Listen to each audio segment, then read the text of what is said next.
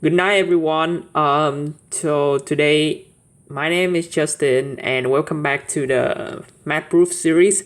And today, I will show you guys what is inequalities, how to use them, and hopefully some cool math proof. Okay, so let's get started right to it. So just like everything, you begin simple. So for Lego, you begin with a brick, right? And then you build a building, correct? For Blender, it's a software program. It's free, and I suppose everyone is like me as well. We all like free stuff. So if you guys interested, check them out. They're free. You can use them to do a lot of things. But the point here is when you first open Blender, they will give you a cube, right? And then through that cube, you can build movies, animation, sketch, and more. Okay. So inequality is the same. What do you start with?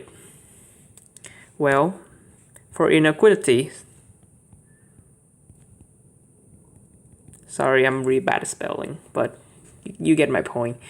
Inequality, you start with this. You start with x squared is greater or equal to 0 if x is a real number. And then you build up to insane math problem. Okay. Sorry, my problem. Yeah. So basically, it's just driving people nuts. But with this simple expression, x squared is greater than or equal to 0 if x is a real number. I'll give you some example. Okay. 3 squared is greater or equal to 0, right? Correct? Because 9 is greater or equal to 0. Well, at first, this notation might seem a little bit eccentric because you only say 9 is greater than 0, right? But 9 can be greater or equal to 0. It's also a true statement because 9 is greater than 0. Let me write down, probably it's a little bit confusing right there. 9 greater or equal to 0 is a correct statement.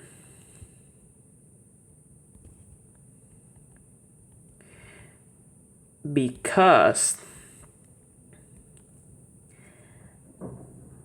9 satisfy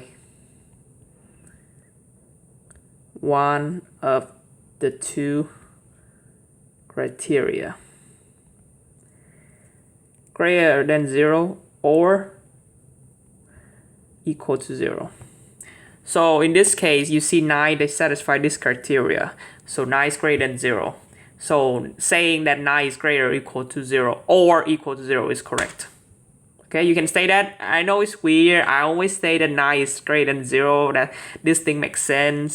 But, from now on, you're going to see a lot of greater or equal to, less than or equal to. So it's time to get used to, these statements. And then, just think about this way. They satisfy one of the argument. They satisfy one of the two criteria. That means they're correct. Yeah, so I think that's all I want to cover in the first video. Basically you guys just get used to the notation of a number square is greater or equal to 0 in a real. Remember, it's this real, not complex. Okay, complex is a different story. Complex, we have a joke that engineering, they do electrical engineering dealing with complex number, and also their girlfriend is also imaginary. We used to have that jokes, but I know a lot of electrical engineer get married, so probably just a joke. Okay, so thank you everyone for watching, and I'll see you in the next video.